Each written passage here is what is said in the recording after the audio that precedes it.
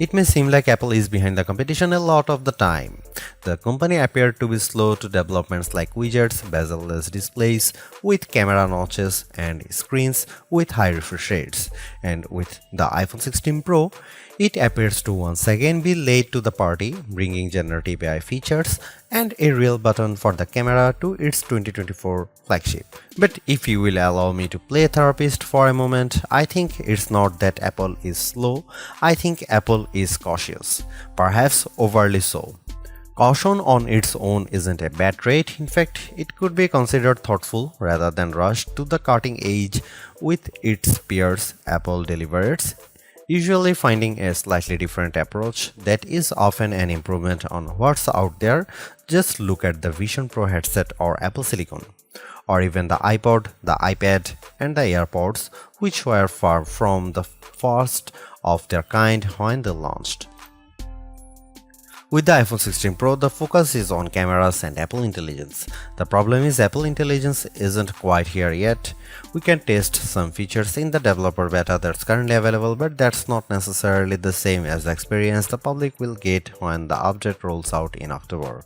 It's not unprecedented for new iPhones to launch without some marquee features, sure, and thankfully there is still plenty that the iPhone 16 Pro brings.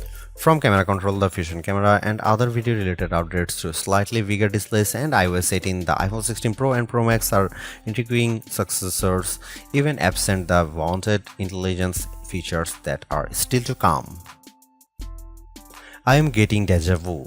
Looking back at my review of the iPhone 15 Pro, I see a picture of that phone and its predecessor lined up by side to show just how much thinner the bezels are.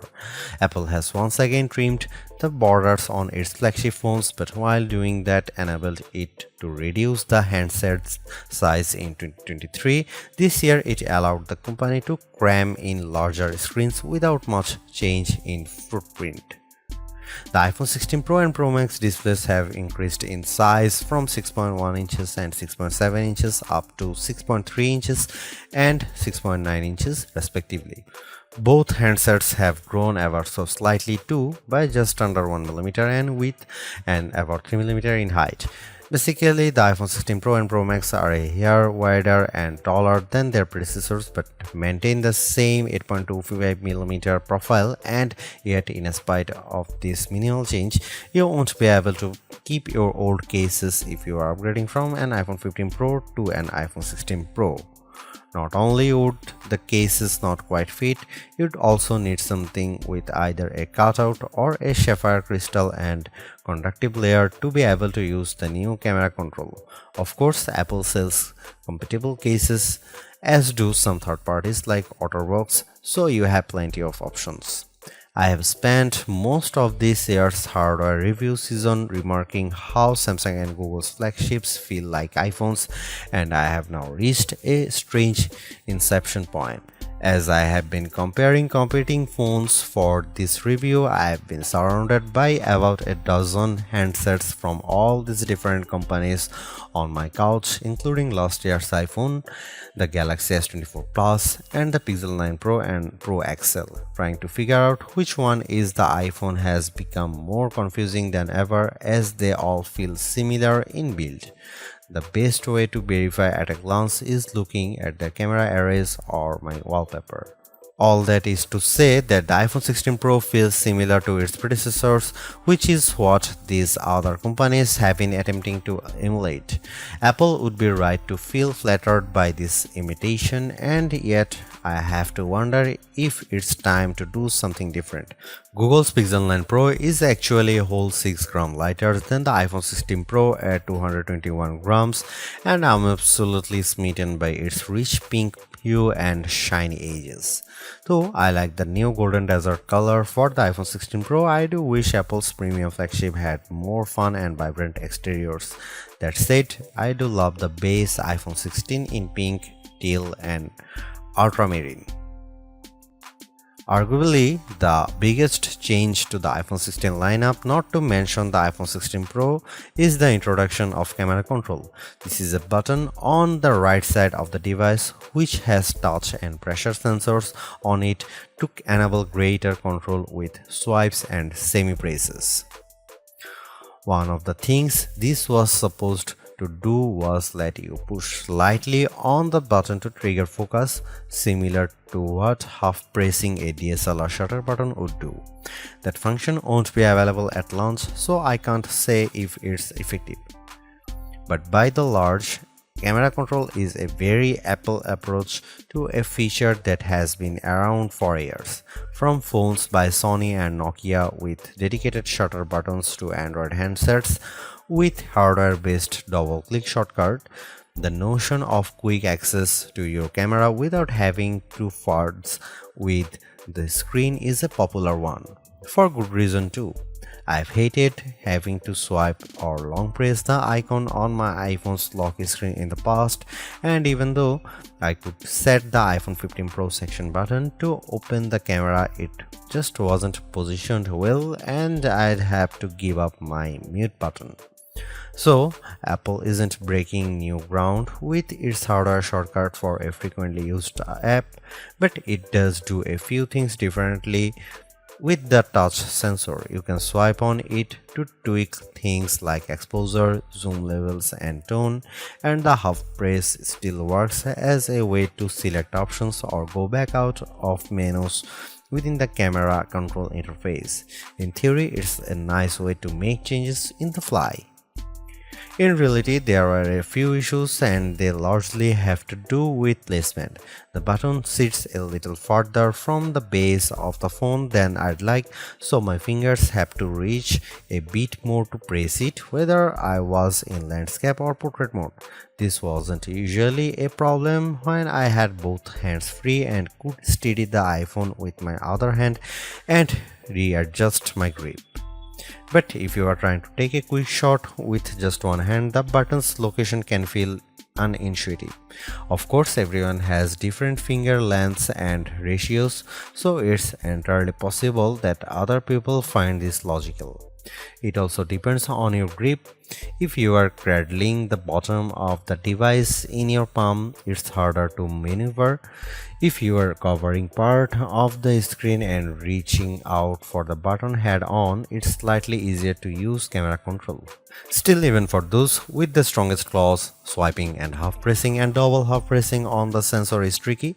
I was only ever really able to do that if I had my thumb holding up on the bottom edge and my middle ring and little fingers steadying the right end of the phone. Maybe this is a new camera grip I just need to relearn for this button. The awkward placement is a minor gripe compared to what I found most annoying, the button's touch sensor. Not only was it difficult to swipe through different settings when holding the device with one hand, it also reacts to accidental touches and swipes. Sometimes the phone would slide down my palm and change the exposure or zoom level, completely ruining the vibe. I should point out that you can go into accessibility settings to either tweak or swipe sensitivity or turn it off altogether if it really bothers you. Honestly, if you are planning on making adjustments with camera control, it's best to have time, patience, and both hands free. In those situations, I had a lot of fun editing settings and watching them by reflected in the viewfinder in real time. I also liked zooming in and out of subjects, decomposing a shot and tweaking exposure till I liked what I saw before then pushing down to snap the picture. I especially loved this while recording video since it makes slowly zooming in or out of a subject smoother than using the on-screen slider. Even if you are not a glutton for buttons, there are still some camera updates that might intrigue you. This year's flagships sport what Apple calls a 48-megapixel fusion camera, which has a faster quad-pixel sensor. This enables what the company describes as zero shutter lag, which is wording it has used repeatedly over the years. In this case, it's referring to how quickly the camera will capture a shot after you press the shutter button.